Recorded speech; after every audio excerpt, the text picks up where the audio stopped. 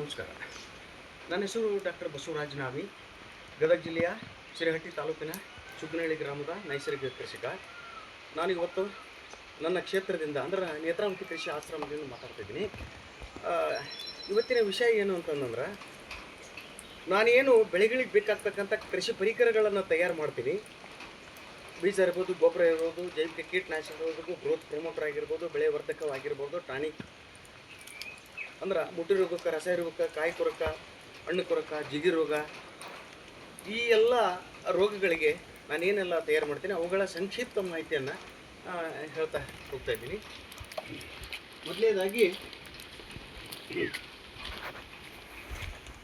ಇವು ನನ್ನ ದೇಶಿ ಆಕಳುಗಳು.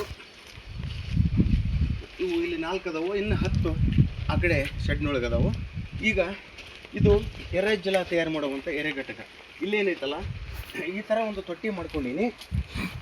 ಇದು 5 ಫೂಟ್ ಉದ್ದ, 2.5 ಫೂಟ್ ಆಗಲ್ಲ, 2 ಫೂಟ್ ಆಳು ತೊಟ್ಟಿ ಮಾಡಿ ಅದಕ್ಕೆ ತಳಕ್ಕೆ ದೊಡ್ಡ ಕಲ್ಲು, ಸಣ್ಣ ಕಲ್ಲು ಮತ್ತು ಉಸುಕು ಹಾಕಿ, ನೈಲನ್ ಬಟ್ಟೆ ಹಾಕಿ, ಇಲ್ಲಿ 1 ಕ್ವಿಂಟಾಲ್ ಸಗಣಿ ಹಾಕಿನಿ. ಇದರೊಳಗೆ ಎರೆ ಹುಳುಗಳನ್ನು ಬಿಟ್ಟಿರ್ತೀನಿ. ಡೈಲಿ 4 ರಿಂದ 5 ಲೀಟರ್ ನೀರು ಹಾಕಿದಾಗ ಅದು ಹೊರಗಡೆ ಔಟ್ಲೆಟ್ ಐತಲ್ಲೇ, ಔಟ್ಲೆಟಿನ ಮುಖಾಂತರ ತೋರಿಸ್ತೀನಿ. 1 ನಿಮಿಷ. ಔಟ್ಲೆಟ್ ಈ ಥರ ಎರೆಜಲ ಕಲೆಕ್ಟ್ ಹಾಕಿ ಬಂದು